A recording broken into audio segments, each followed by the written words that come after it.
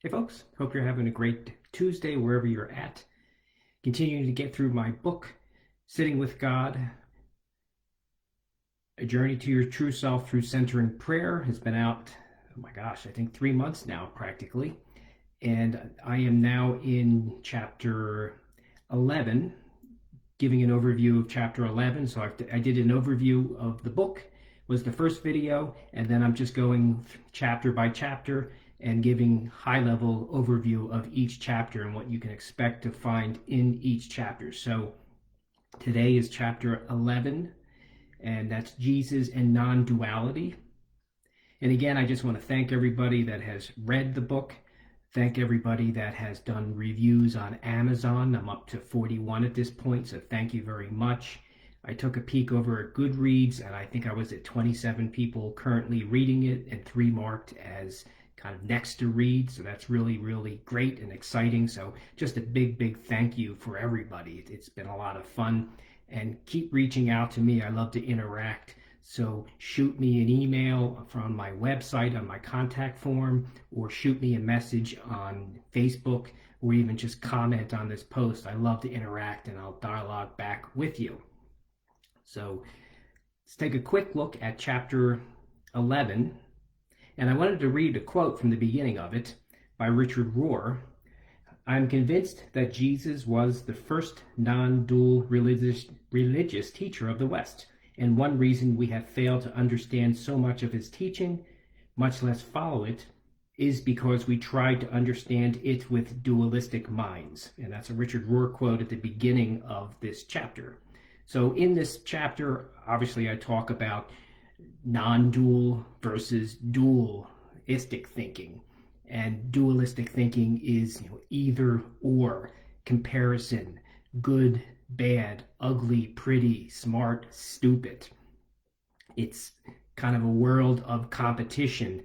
And if you think the business world is, the mantra is often compete.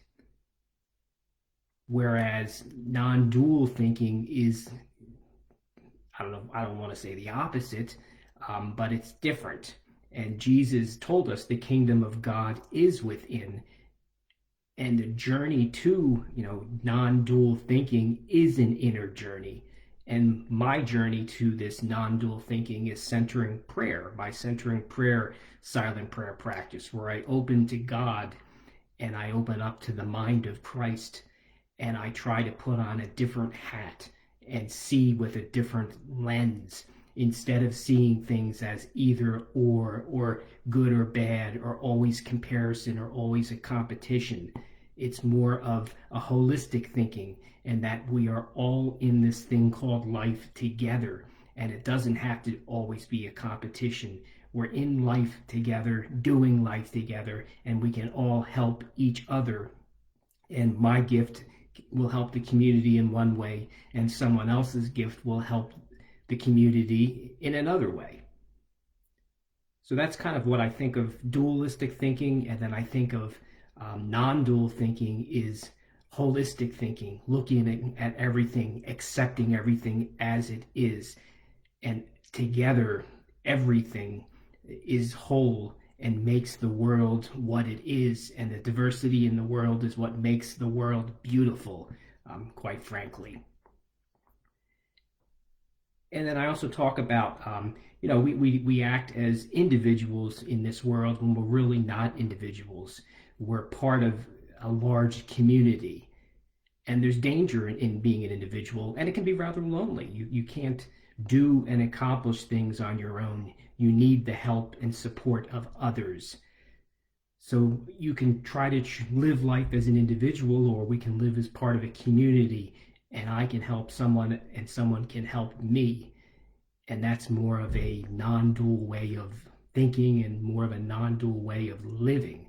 So for me, I have to continuously remind myself to be a non-dual thinker and act in a non-dual manner. And one way I access this is through my centering prayer practice. It slows me down, it opens me to God, and it opens me up to the mind of Christ and a different way of thinking and acting in this world. And if you think about it, there's dangers of dualism. and we see them in the world. We see wars, and we see terrible competition where there's a winner and a loser that gets crushed, and we see debt as a result of it, and we see hunger, and we see disease, and that's as a result of acting at a large level, society, economies acting in a dualistic manner. So I talk about these types of things, and Jesus as really the first non-dual thinker. So these are some of the themes that I talk about in this chapter. And maybe I'll take a quick look. I posted some questions here at the end of each chapter. I have questions for reflection, and maybe I'll pick one or two or three of them. I won't do all of them. I think I had about 6 or so. What are some examples of non-dual thinking? I talked about at the beginning. How can silent prayer be a path to non-dual thinking? Maybe I'll just touch on that again. I think simply because it slows you down. You let go of things. You let go of non-dual thinking. You let go of competition and greed and anger and emotions and whatever's on your mind, and open to God. You open up to the mind of Christ. And then hopefully I'd like to think we get up and walk from our silent sits with a different mind and a different way of acting. And we keep coming to our sits to reset, reground, and restart us so we can continue to live in more of a non-dual posture. So that's that question. And what does it mean to operate from your heart?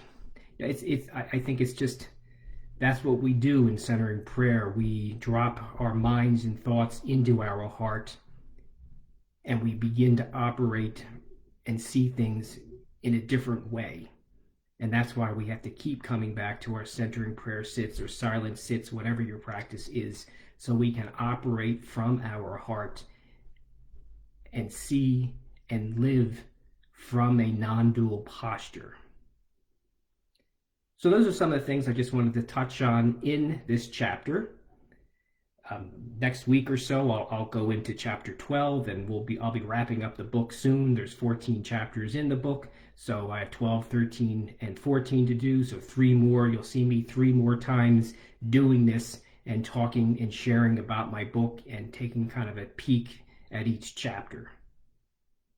So that's it.